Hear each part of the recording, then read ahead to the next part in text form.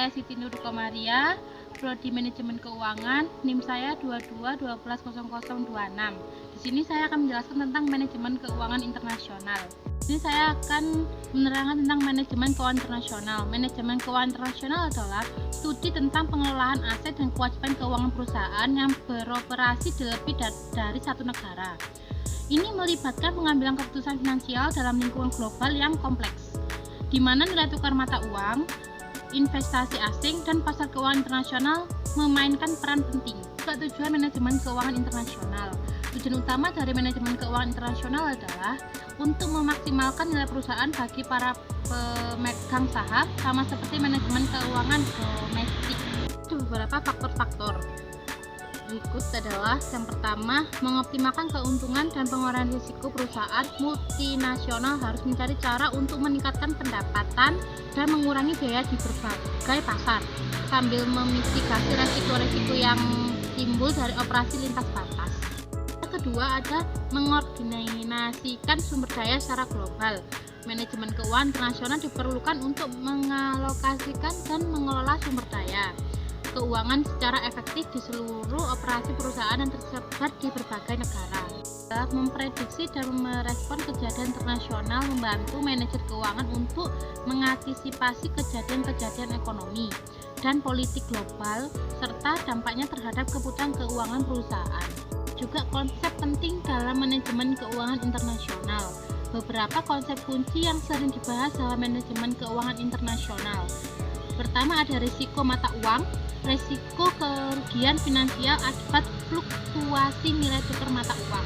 Kedua ada pasar modal internasional, pasar di mana dana dapat dipinjamkan atau diinvestasikan lintas batas negara. Yang ketiga, anggaran modal internasional, proses evaluasi dan pemilihan proyek investasi di luar negeri. Yang keempat ada manajemen modal kerja internasional, pengelolaan aset lancar dan kewajiban lancar perusahaan multinasional di berbagai negara.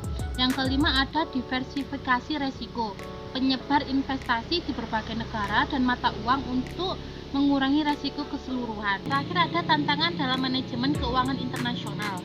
Perusahaan yang bergerak di ranah internasional menghadapi berbagai tantangan. Antara lain, yang pertama ada volatilitas nilai tukar. Perubahan nilai tukar yang tidak terduga dapat memengaruhi keuntungan dan kerugian perusahaan. Yang kedua ada resiko negara, meliputi resiko politik, ketidakstabilan politik, nasionalisasi, perubahan regulasi. Resiko ekonomi ada krisis ekonomi, inflasi tinggi. Dan yang ketiga ada resiko transfer, pembatasan repatriasi keuntungan. Yang ketiga ada perbedaan sistem hukum dan regulasi. Setiap negara memiliki peraturan pajak, investasi, dan pelaporan keuangan yang berbeda-beda. Yang keempat ada perbedaan budaya, mempengaruhi praktik bisnis, etika, dan cara pengambilan keputusan. Yang keempat ada masalah keagenan, lebih sulit memonitor manajemen anak. Perusahaan yang berlokasi jauh dari negara asal yang bisa menimbulkan ketidakselarasan tujuan. Yang kelima ada kebutuhan investasi besar. Memasuki pasar internasional seringkali membutuhkan modal yang signifikan. Yang keenam ada persaingan global. Perusahaan harus bersaing dengan perusahaan domestik dan multinasional lain. Kesimpulan tersebut dari materi itu adalah manajemen keuangan internasional adalah pengelolaan keuangan perusahaan yang beroperasi lintas negara. Tujuannya adalah memaksimalkan nilai perusahaan global dengan fokus pada pengelolaan aset, kewajiban, dan kebutuhan finansial dalam lingkungan yang kompleks. Ini melibatkan pemahaman tentang risiko mata uang, pasar modal global, serta berbagai tantangan seperti volatilitas nilai tukar, risiko negara, perbedaan hukum dan budaya, serta persaingan internasional. Materi saya semoga bermanfaat. Jika ada salah kata mohon dimaafkan dan terima kasih.